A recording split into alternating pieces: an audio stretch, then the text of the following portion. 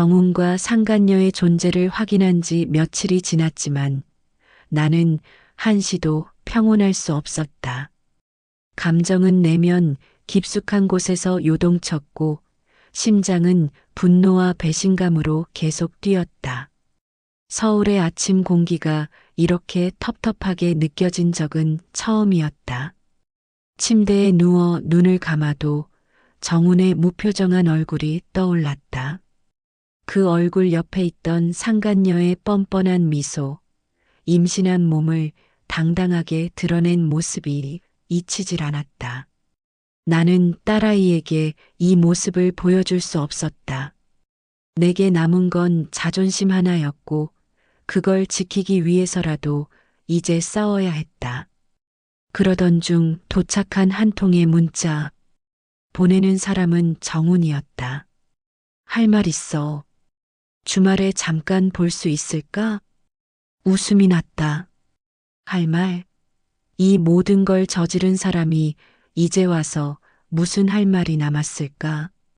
하지만 나는 도망치지 않기로 했다. 내 삶을 지키기 위해서, 그리고 끝내기 위해서 직접 마주하기로 했다. 좋아. 내가 사는 집으로 갈게. 대신 나도 할 말이 많아. 준비해. 토요일 아침 서울역에서 고속열차에 몸을 실었다. 바깥 풍경은 빠르게 지나갔고 나는 지난 10년을 되짚었다. 정훈과 함께했던 시절, 딸과 단칸방에서 살던 기억, 혼자 회사를 다니며 생활비를 벌던 날들. 그 모든 시간 속에서 나는 살아있었고 누구보다 치열하게 살았다. 정훈의 아파트 앞에 도착했을 때 이미 마음은 차갑게 식어 있었다.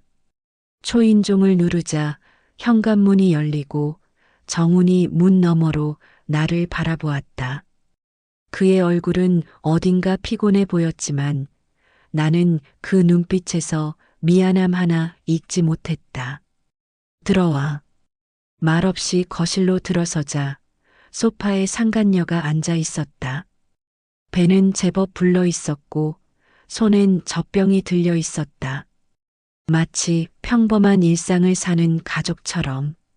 내게는 너무나 모욕적인 장면이었다.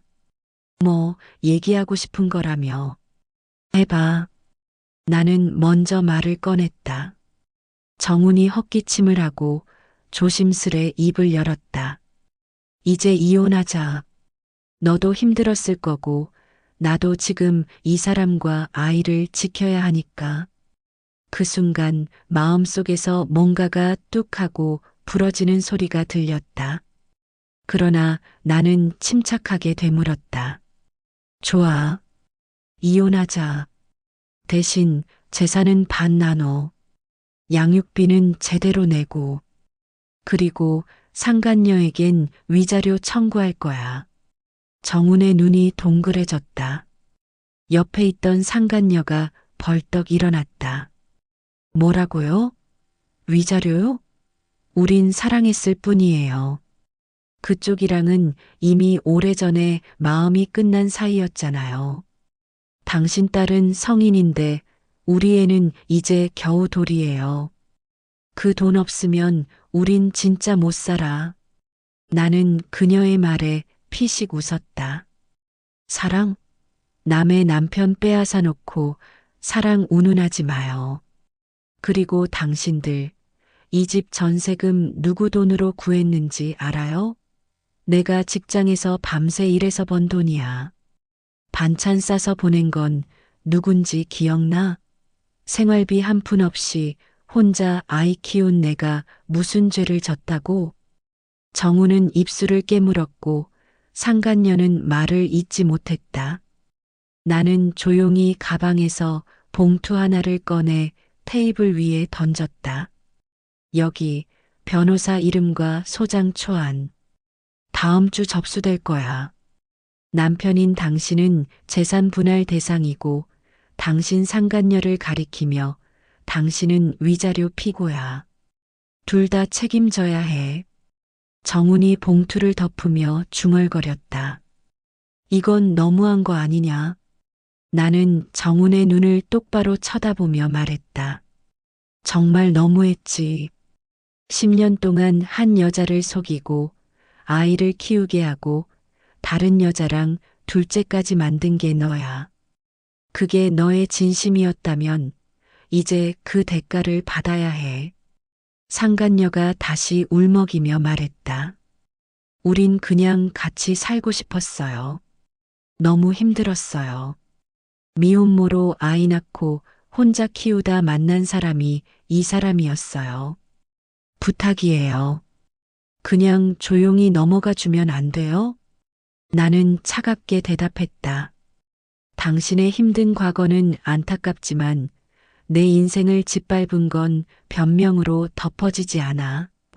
조용히 넘어가기엔 당신들이 너무 시끄러웠어요. 나는 마지막으로 정훈을 바라봤다. 그 눈빛엔 더 이상 사랑도 미련도 없었다. 나는 단지 정의를 말하는 사람이었고 정훈은 이제 그 정의의 심판을 받아야 할 사람이었다. 우린 여기서 끝이야. 그리고 나는 이제 나를 위해 살 거야. 아파트 문을 박차고 나왔을 때 겨울 바람이 얼굴을 스쳤다. 차가웠지만 상쾌했다. 이대로 돌아설 수 없다는 각오가 확실히 섰다. 이제 나는 더 이상 피해자가 아니었다. 정의를 손에 쥔 사람, 내 인생의 판을 뒤집을 사람으로 다시 태어나고 있었다.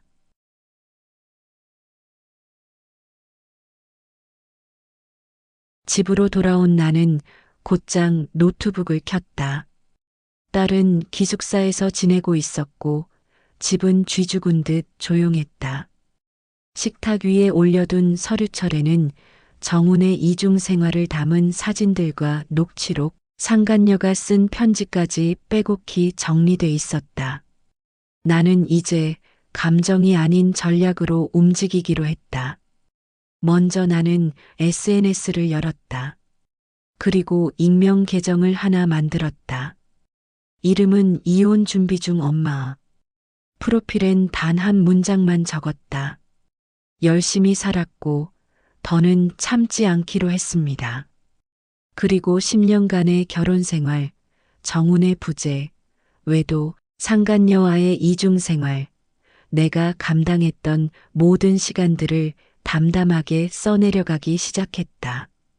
아이 하나 키우는 동안 남편은 다른 여자를 만나 아이를 둘 낳았다. 그 사실을 안 건 최근이다. 나는 지금 그가 나를 속인 10년을 정리하고 있다. 처음엔 조용했다.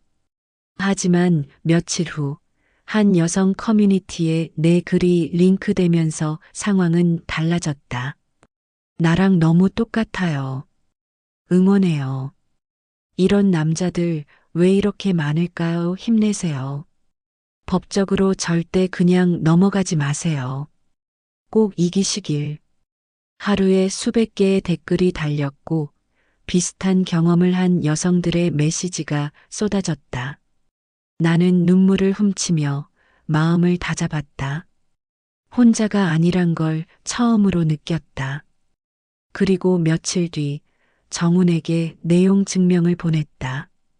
이혼 및 재산분할 청구, 양육비 청구, 그리고 상간자에 대한 위자료 소송까지 포함된 서류였다. 정훈은 곧장 전화를 걸었다. 이건 좀 너무한 거 아니야? 이렇게까지 할 필요는 없잖아. 나는 단호하게 말했다. 나는 아무것도 아닌 사람한테 무너졌어. 근데 그 무너진 사람이 일어나서 다시 걸으려면 제대로 정리해야 돼. 그러니까 이건 너무한 게 아니야. 시작일 뿐이야. 정우는 침묵했다. 그리고 그 다음 날 상간녀가 내게 전화를 걸었다. 언니 미안해요. 나도 몰랐어요. 정훈 씨가 유부남인 거 나중에 알았어요. 그럼 나중에 알았으면 그때 끝냈어야지. 근데 왜 애를 둘이나 낳아? 나도 모성은 있어. 하지만 뻔뻔한 책임 회피는 싫어. 우린 그냥 잘 살고 싶었어요. 당신들의 행복을 위해 내 인생을 갈아 넣을 순 없어. 이제 법으로 이야기할게요. 그 뒤로 나는 본격적인 준비에 들어갔다. 변호사와 매일 상담했고 증거들을 빠짐없이 정리했다. 딸에게도 조심스럽게 상황을 설명했다. 딸은 놀랐지만 조용히 내 손을 잡아주었다. 엄마, 내가 엄마 딸인 게 진짜 자랑스러워. 그 말에 나는 처음으로 눈물 흘렸다. 딸이 이토록 단단하게 자란 건 그간의 내 모든 노력이 헛되지 않았다는 증거였다. 법원 첫 조정 기일. 정우는 당황한 표정으로 나타났고 상간녀는 법정에 나오지 않았다. 나의 변호사는 명확하게 요구사항을 읽어내려갔다. 의뢰인은 지난 10년간 배우자의 경제적, 정서적 부재를 견디며 가정을 유지해왔고 그 사이 피고는 이중 생활을 하며 사실혼 관계를 유지하고 아이를 2명 낳았습니다. 이에 따라 정당한 재산 분할과 위자료 청구를 요청드립니다. 정우는 얼굴을 감싸며 한숨을 쉬었다. 나는 그를 똑바로 바라봤다. 더는 나를 속일 수 없는 상대일 뿐이었다. 판사는 고개를 끄덕이며 조정 기일을 마무리했다. 그리고 마지막에 이렇게 말했다. 이 사안은 피해자가 명확하고 피고의 고의가 명백합니다. 최대한 신속하게 본안 재판으로 넘기겠습니다. 그날 법정을 나오며 나는 처음으로 하늘을 올려다봤다. 먹구름이 걷히는 느낌. 그리고 내 삶에 다시 햇빛이 스며드는 감각. SNS 계정은 어느새 팔로워가 3만 명이 넘었다. 이혼 준비 중 엄마의 일기는 많은 사람들에게 위로와 통찰을 줬다. 나는 매일 조금씩 내 경험을 공유했고 사람들이 내게 말했다. 당신 때문에 나도 다시 일어섰어요. 세상이 바뀌려면 누군가는 싸워야죠. 당신처럼요. 그리고 나는 진심으로 느꼈다. 내 고통은 의미 없지 않았다. 내 싸움은 누군가의 빛이 되었다. 이제 남은 건 마무리. 나는 결코 타협하지 않을 것이다. 내 이름으로 된 권리, 내 인생에 대한 존중, 내 딸에게 남길 당당한 뒷모습을 위해서 나는 오늘도 내 이름으로 판을 뒤집는다.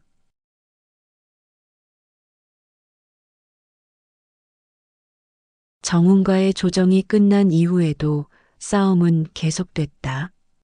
그는 한 푼이라도 덜 주기 위해 재산 내역을 고의로 누락했고 심지어 상간녀 명의로 자산을 돌려놓으며 분할을 피하려 했다. 나는 분노를 꾹 누르며 증거를 모았다. 지난 10년의 가계부, 은행 입출금 내역, 정훈의 사업 초기 투자금과 대출 상환 내역, 심지어 아이의 학교 통지서까지. 이 모든 게 당신이 집을 나가기 전까지 내가 감당한 삶이에요. 나는 서류 뭉치를 가슴에 안고 법원에 들어섰다. 첫 재판에서 정훈 측은 수진 씨는 전업주부였고 수익 활동이 없었다며 기여도를 낮게 평가했다. 그 말에 나는 쓴웃음을 지었다. 수익 활동이 없었다고요? 제 명의 계좌에서 나간 전세 보증금, 정훈 씨, 카드값 갚은 기록, 생활비로 이체한 내역이 다 증거로 있습니다. 그동안 정훈 씨가 지방에 내려가 있을 때 저는 매달 반찬과 생필품을 택배로 보냈고 아이 학원비며 병원비까지 혼자 감당했습니다. 판사는 조용히 고개를 끄덕였다. 그리고 내 손을 잡아주듯 차분히 말했다.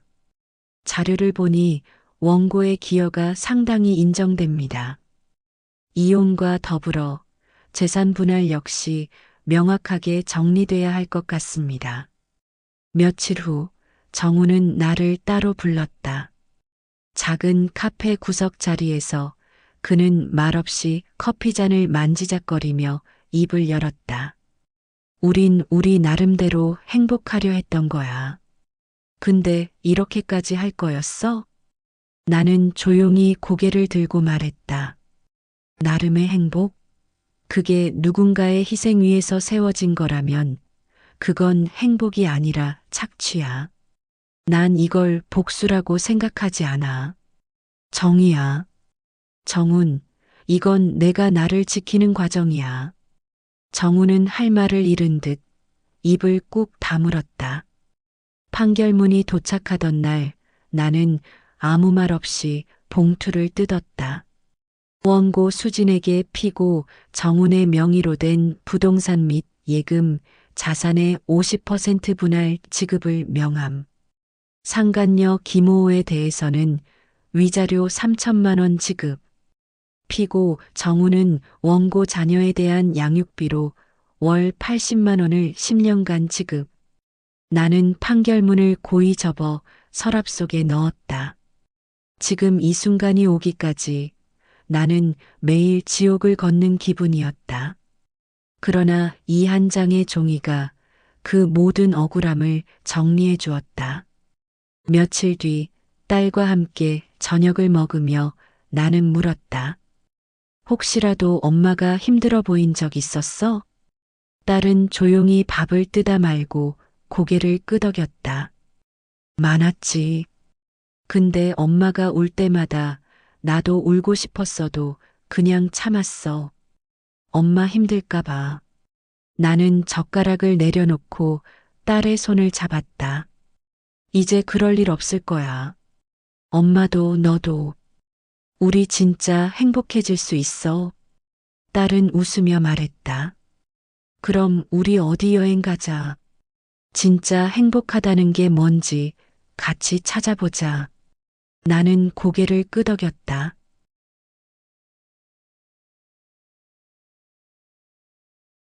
정훈과의 모든 법적 분쟁이 마무리되고 나서야 나는 처음으로 숨을 쉴 수 있었다.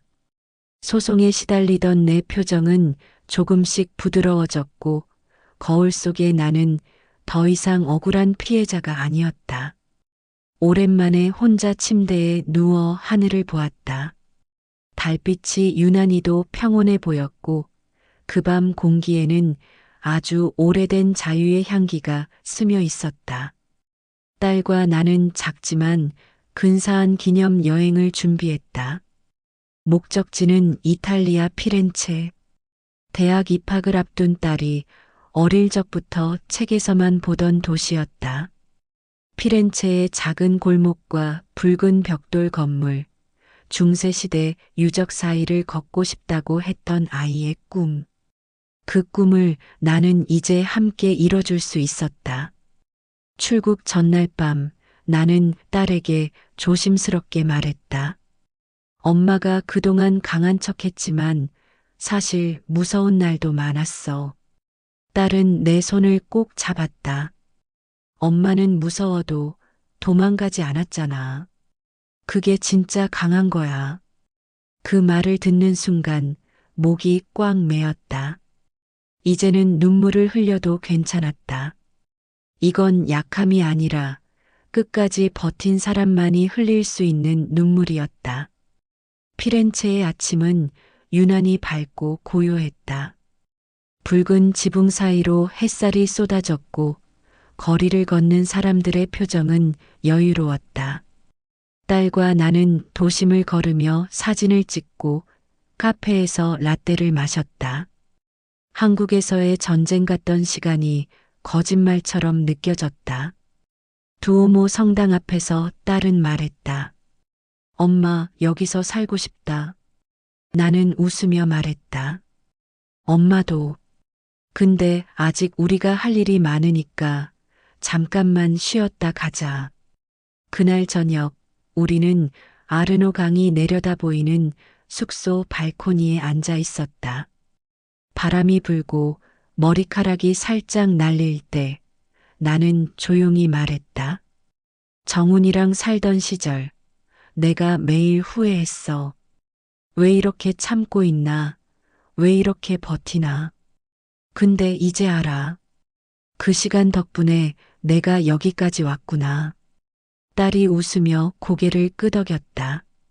엄마는 여왕이야. 엄마 인생의 진짜 주인공. 나는 피식 웃다가 진심으로 말했다. 그래. 나 내 인생의 여왕이야. 한국으로 돌아온 뒤 나는 새 삶을 시작했다. 회사를 그만두고 작은 책방을 열었다. 수진의 책방.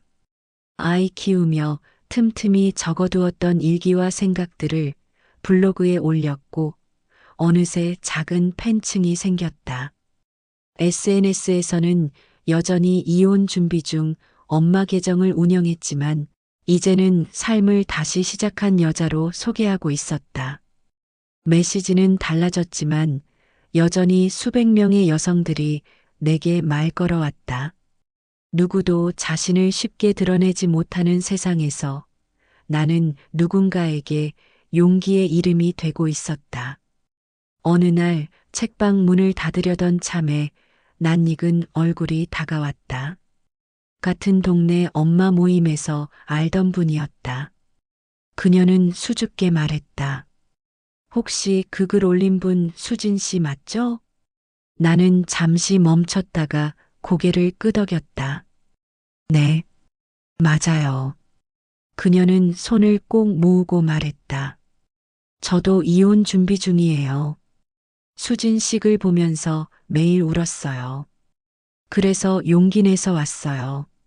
나는 조용히 그녀의 손을 잡았다. 혼자 아니에요. 우리 다 같이 살아가요. 지금의 나는 더 이상 무너지지 않는다. 사랑을 구걸하지도 않고 누구의 그림자 속에서 숨 쉬지 않는다.